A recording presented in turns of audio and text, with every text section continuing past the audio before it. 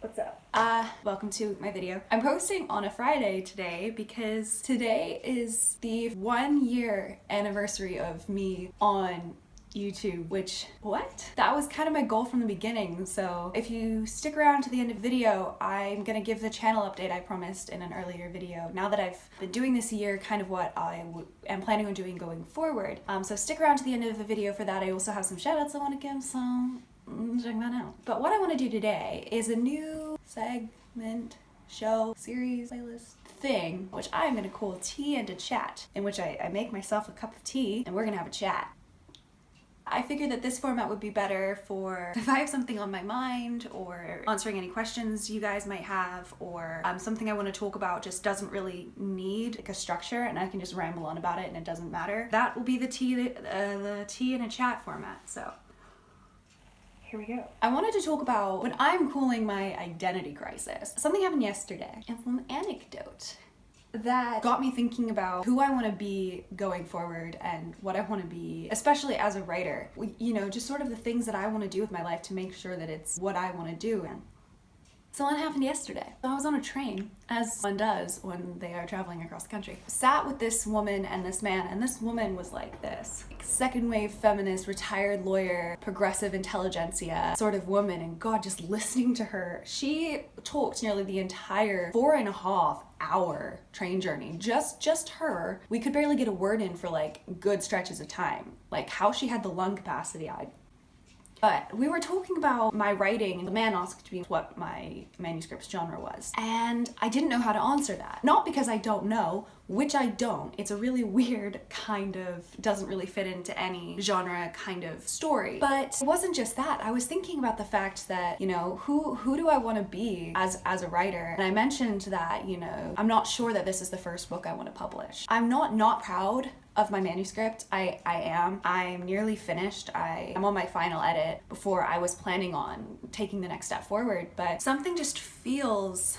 not right. And I think it's because I'm not a genre writer, but my manuscript is a genre manuscript. And as much as it sucks, the way of the world is just that your entire career can be dictated by your first book. I want to be able to write kind of anything I want. So if I publish my first novel as a genre story, I don't want to be that person stuck in the genre. You remember when A Casual Vacancy came out, when J.K. Rowling released that, people were like, wait, this isn't Harry Potter. And she's like, no, it was a new story. But they were like, but this isn't Harry Potter. So she had to start publishing her new series under a pseudonym just to get an audience that wasn't expecting Harry Potter out of her. Fuck.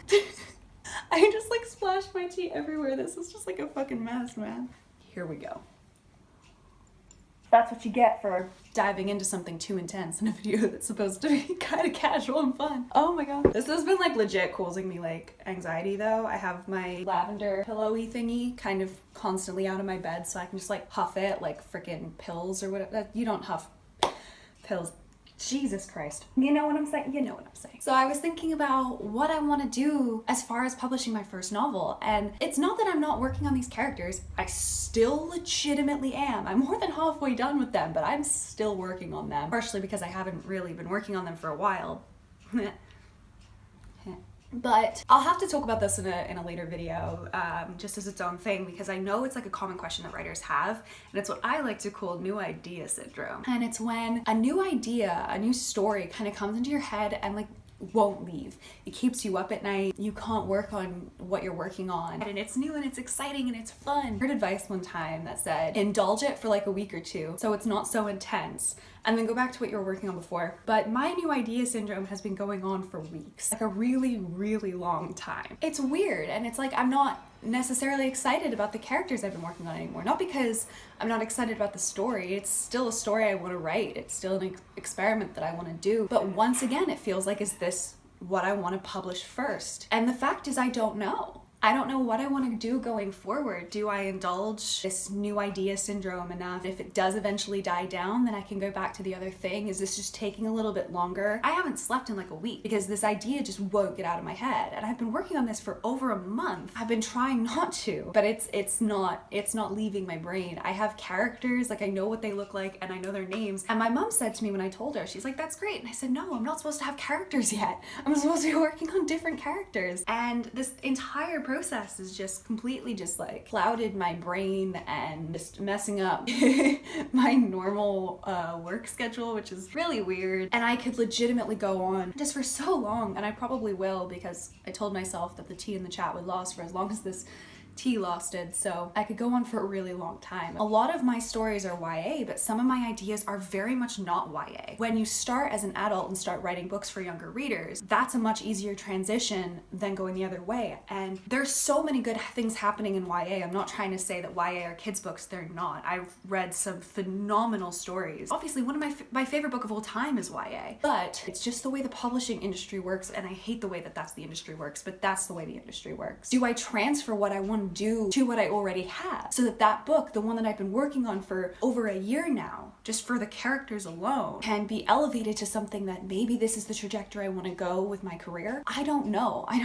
This has gotten really intense, and I didn't want this video to be really intense, but like, this has been on my mind, and it sucks. And the reason why I've been, talking about this as an identity crisis is because when I was younger, I was firmly a genre writer. I was firmly in this camp where I was going to write fantasy, and all my ideas are fantasy. I get older, and your interests change, and my interests changed, and I don't remember the last time I read a fantasy book that wasn't Game of Thrones, the first one. That used to be my thing. It used to be my genre, and I've not been engaging with what used to be my genre. I've been really moving away into the genres that I told myself I would never read. So much of this is gonna get cut out. I feel like a fucking idiot. This is getting cold. And for someone who as a child was so sure of who she was as a writer or as a reader, especially as a reader, to now not have that kind of identity anymore is a very strange thing. And then this woman starts talking about why I shouldn't publish while I'm doing my PhD, and like, trust me, man, I get it. You don't want to publish while you're doing a PhD. What she said was,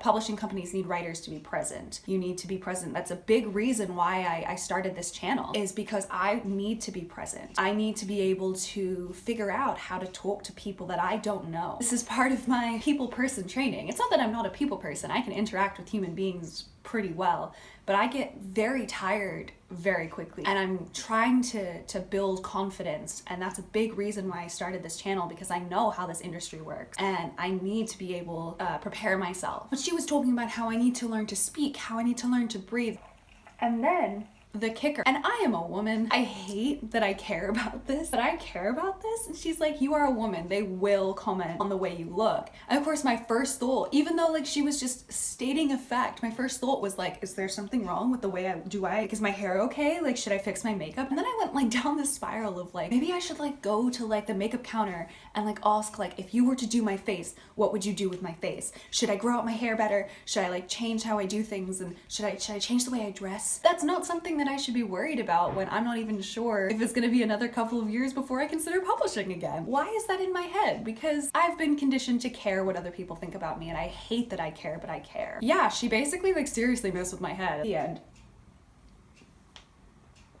Hey, we finished the tea. It was cold, but we did it. I wanted to talk about this to kind of get it off of, out of my head and out into the ether. My brain is a mess. Feels like an identity crisis. Is it? Probably not, but it feels like that. So that was my Tina chat. It's just me rambling at a camera for however long I've been doing this. Maybe I should make this into like advice. If you're questioning something that you felt like has been a part of your identity your entire life, that's okay. You're not alone. Let's chat about it. Let's talk about how weird it is to like feel like you know who you are, and then suddenly it's like, but maybe, what if instead you don't? What? So now that I've been doing this a year, I thought I'd talk about what I do going forward. As far as the types of videos, my Manic Pixie Dream Girl video got way better response than I expected it to, like holy shit. So I've got at least 4 more of those types of research projects in the works. Like, it takes a really long time to get those together, which is why I kind of, as cool as it would be to do those kind of projects every week, I just can't watch that many movies in a week. I have a PhD to do, I have a job. I'm gonna keep talking about zero waste. I'm gonna keep talking about writing, self-care, mental health, and like my journey on that in between. This next one I'm working on is the longest project. It's probably gonna have to be split into 3 videos, which is like insane. I'll get that to you hopefully within the next couple of weeks. I'm really excited to finish it. Like, I'm really excited about it. I've been watching at least 1 or 2 movies a day for the last couple of weeks. It's intense. And I also want to talk about uploading schedule. I've been updating once a week, except for I think 3 weeks I've had to skip. I am going to try try to continue releasing a video once a week. I'm not going to say that I'm going to be releasing on Thursdays or Fridays or whenever. My hours are changing, the projects I'm working on take a long time, and I'm getting into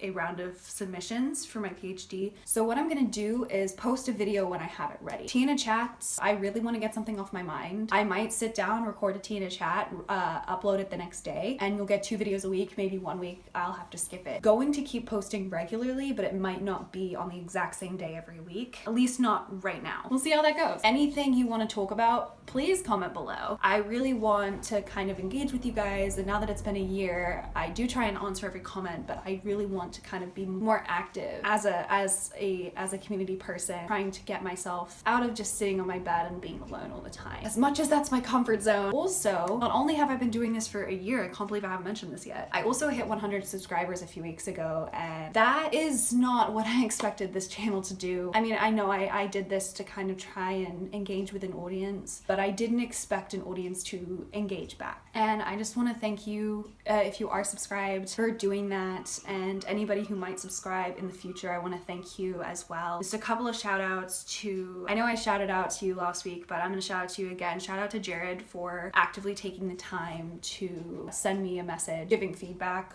on videos, and engaging with me as well as with this channel. That means a lot. And thank you to Danny, who I met on Twitter and who read my manuscript. Your comments on my manuscript, your kindness and understanding, and comments you send me about these videos occasionally, I really enjoy hearing from you. So shout out to you, and shout out to anybody who has been reading my manuscript. I know that I'm saying that it might not be the first novel I publish. It will be published, and I appreciate you for being a part of it. Well, I say it will be published. I hope it will be published. It just might not be published first, and I appreciate all of you and everything you've done. And so thank you for 100 subscribers. That's pretty cool. And I will see you next week sometime, whatever video I have ready at that point. My hands are really cold. I'm gonna get under my covers now. I made my bed specifically to do this. Thank you very much. I will have all my social media in the description box below. I will see you next week. Bye.